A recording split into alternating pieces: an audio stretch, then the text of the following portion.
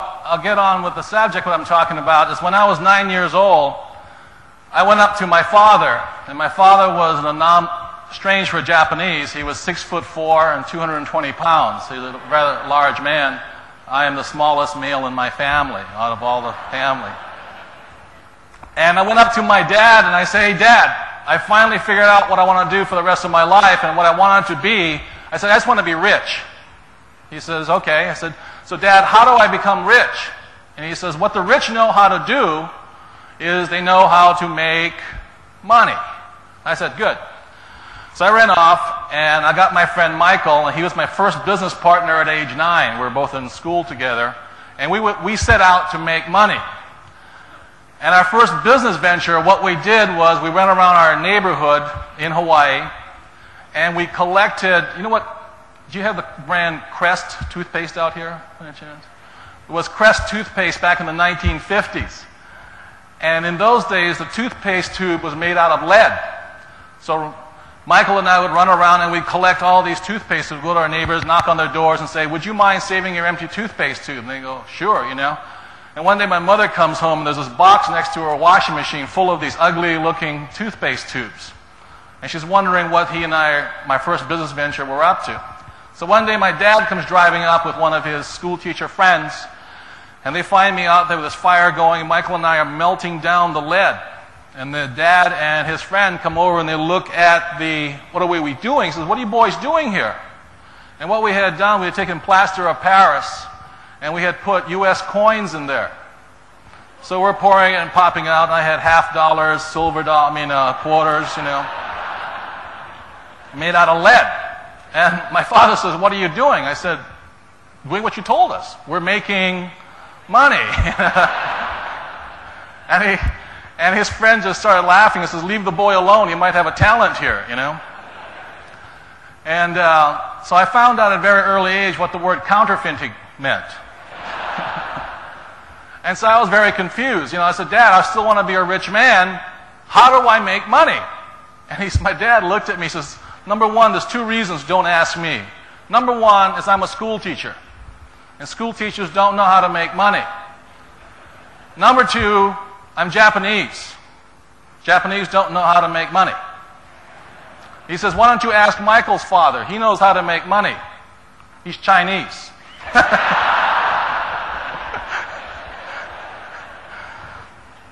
So Michael and I ran off and went to see his dad. And his dad was Chinese, and he began to teach Michael and I the art of making money. So for those of you who are Chinese in the audience, what I'm about to tell you, you probably already heard from your parents. So as I grew older, it got really difficult in my family. Because my dad, being a school teacher, would say, you know, "Be good, study hard." And I'd say, "Why?" He said, "So you can get good grades." I said, "Why?" "So you can find a good job." I said, "Okay, why?" And he says, "So you can find a good company to work for." And then I'd go across town and talk to Michael's dad, and all he would say to me, he says, "You don't want a good company to work for. You want to study hard to find out how to buy a company and sell it." And it really caused a conflict in me. If you can imagine me being 17 years old, sitting in high school, and it was true, I flunked out twice, not once, but twice, because I was bored. And every time the teacher tried to threaten me, say, "You're not applying yourself, you don't have good grades, blah, blah, blah." I said, "What for?" She says, "So you can get a good job." I said, "Well, I don't need a good job, because I'm going to buy and sell companies." So she said, "Well, a company would never hire somebody like you." I said, "Ooh, that might be a good company to buy."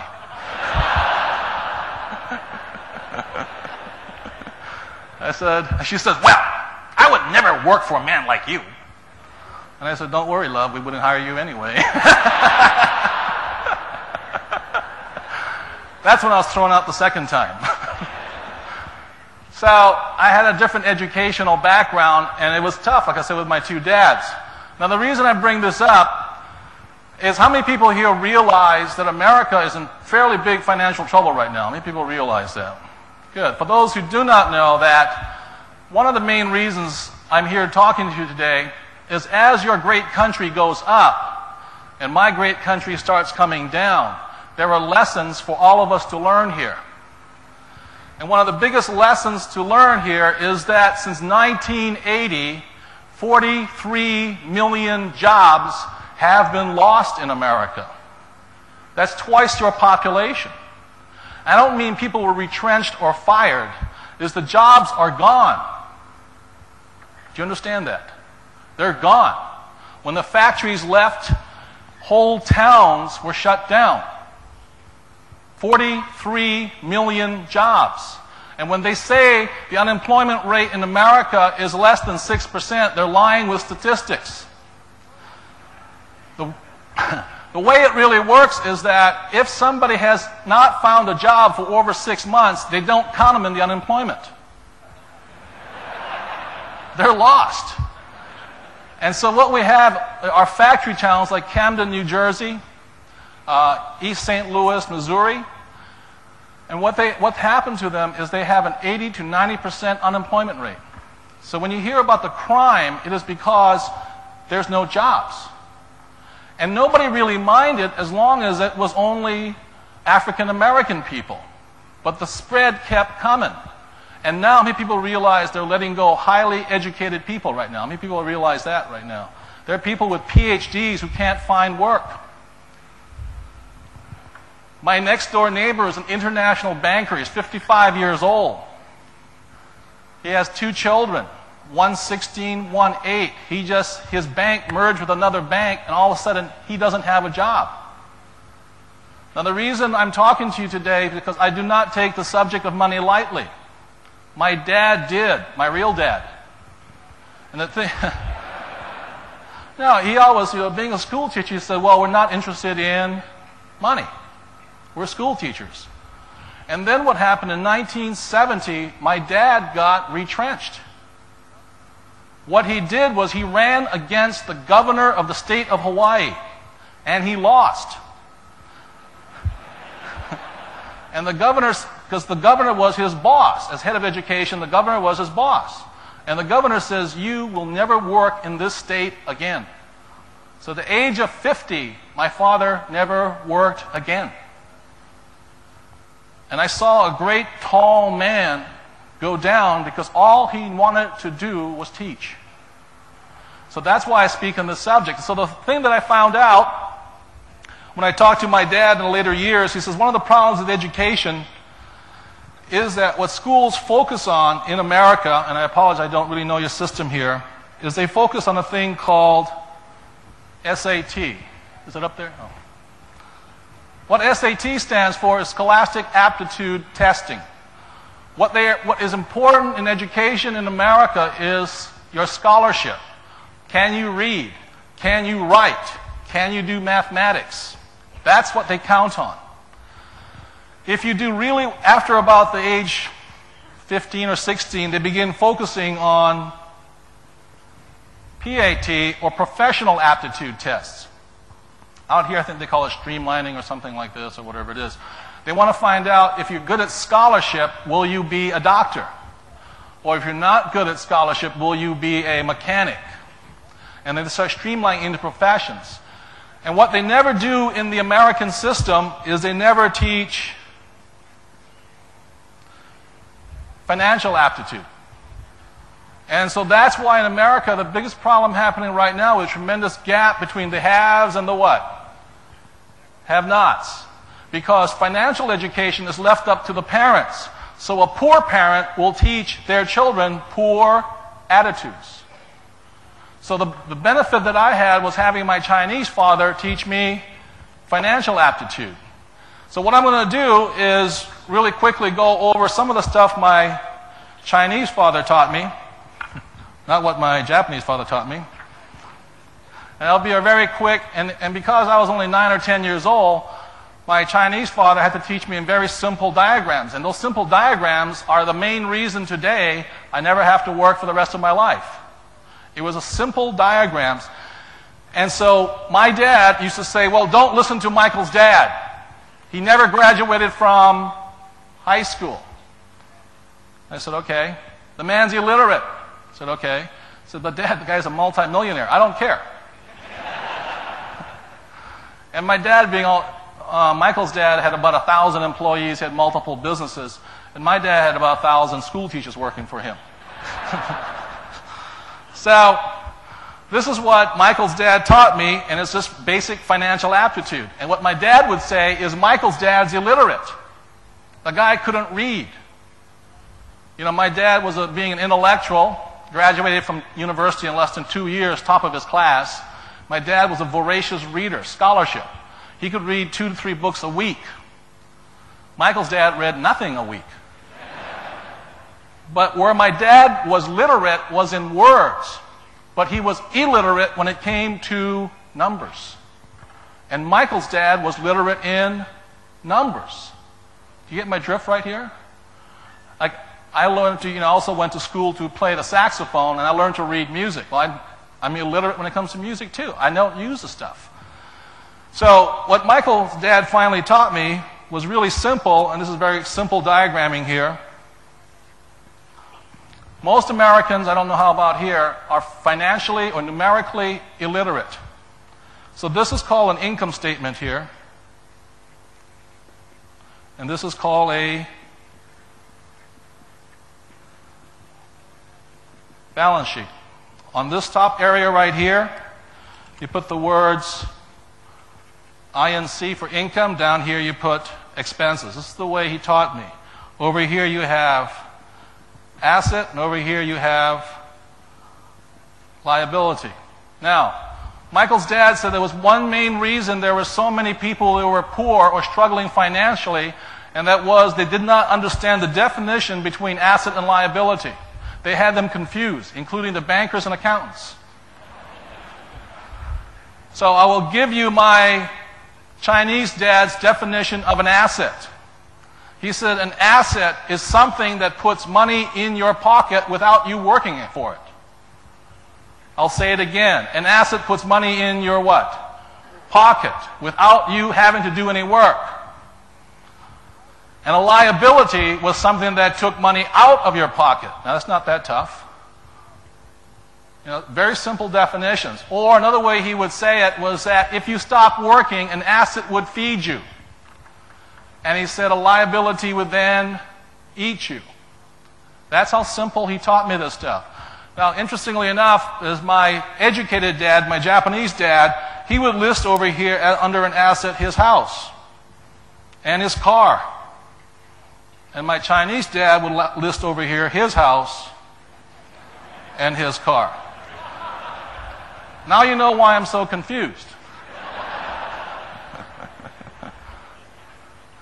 And ironically, if you talk to most bankers, which one would they say it is? Asset. And so my Chinese father said, a lot of these people sit around and they're trying to figure out assets and liabilities. And he said the only thing that really counts, that determines whether something is an asset or a liability, is a word called cash flow. If it flowed into your pocket, it was an asset. If it flowed out of your pocket, it was a liability. Very simple. So, at my house, I have an altar to the God of cash flow. I want it flowing in. So, the problem with America today is we have millions and millions of people who are counting assets, counting liabilities, which are really, counting assets. No, even one thing. They're counting liabilities as assets. That's what they're doing. That's pretty simple. Okay. So I will show you then, is cash flow becoming everything? I will show you a couple of diagrams that he would teach me with.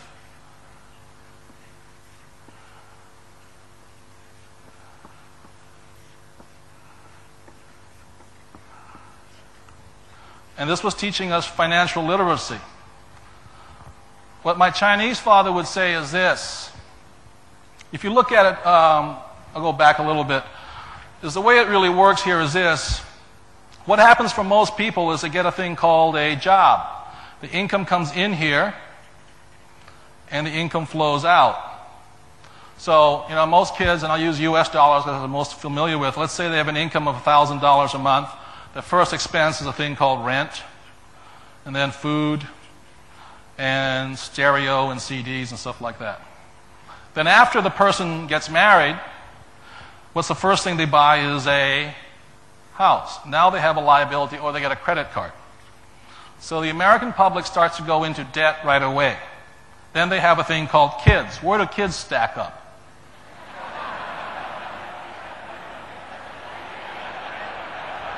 Kids are a very big expense. They're not an asset, trust me. They're very expensive items. Okay, so that's how that thing works here. Now, so what Michael's father used to teach me wasn't so much asset and liability, but what he would do is he'd pick up financial statements and he would look for a thing called cash flow. He'd look for the pattern. And he said this, here's a job, cash would come in and cash would go out. And if a person did this over a lifetime, this was the cash flow pattern of somebody who was poor. That was a poor person's cash flow pattern. So what Michael's father used to teach me wasn't so much asset and liability, but what he would do is he'd pick up financial statements and he would look for a thing called cash flow. He'd look for the pattern. And he said this, here's a job, cash would come in and cash would go out. And if a person did this over a lifetime, this was the cash flow pattern of somebody who was poor. That was a poor person's cash flow pattern. Money comes in and money goes out. It's not so much what you do over a day, but what you do over a lifetime. Then the next pattern was this. You get a job, cash comes in. Goes into the liability column, paying for a mortgage, the BMW, the boat, the summer house, the trip to Disneyland. And it goes out as expense. And this here is the cash flow pattern of the great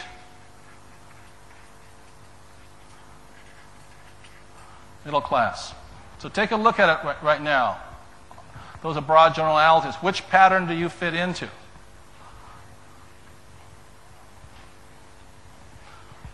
Now, I'd like to take some time to go into the cash flow pattern of the middle class and show you what's happening, because they're the most interesting.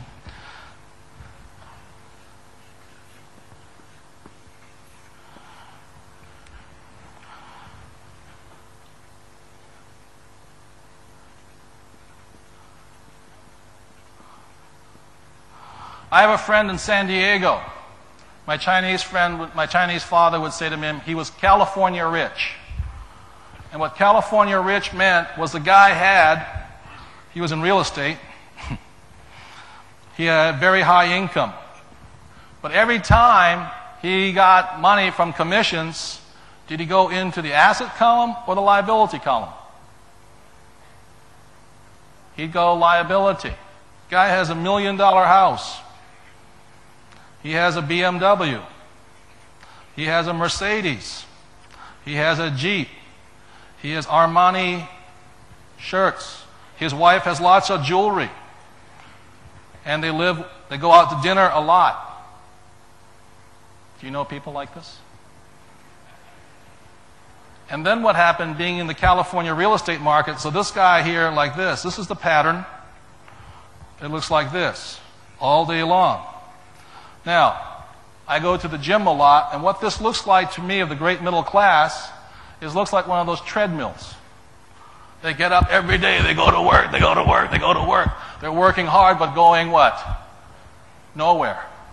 Because their liabilities keep them at work. They never get ahead. Then what happens is, all of a sudden, this happened to my friend, is the California real estate market tanked. In other words, he lost this. Now, just because you have no income, does a bank care that you can't pay your liabilities? Do they? No. So right now, I'm waiting for him because I want to pick up his BMW at 5 cents on the dollar. What's that song? That's what friends are for? So I see, the reason I'm concerned about this is I see it already here in KL. as your income goes up, I see people at that mall buying all the Rolexes, which I have one, $3,500 Brioni suits, all the good stuff. Those are not called assets, those are called doodads. And the worst part about it is they buy them on credit. So that's why the great American middle class is in such great trouble right now. They lose their job and they're shot. Now, the last pattern I will show you here is this. So we have the poor, the middle class, and this is the cash flow pattern of the rich. Do you notice a difference?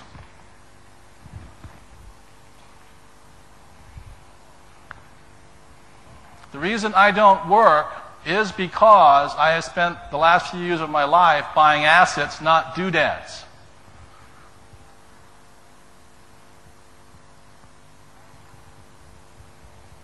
And the irony of it is as my stock market moves up, my real estate market moves up, this sucker just gets richer and richer and richer. It actually goes like this and like this, but it spins right inside.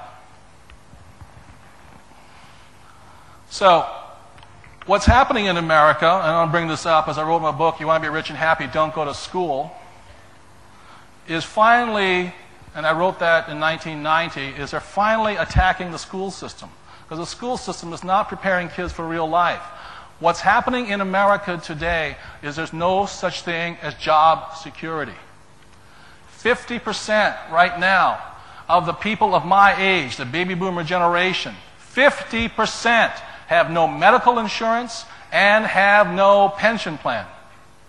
That in 15 years, I turned 49 yesterday, in 15 years, age 65, most of my classmates will have to keep working because they have got nothing, and the problem is that there's no jobs for them.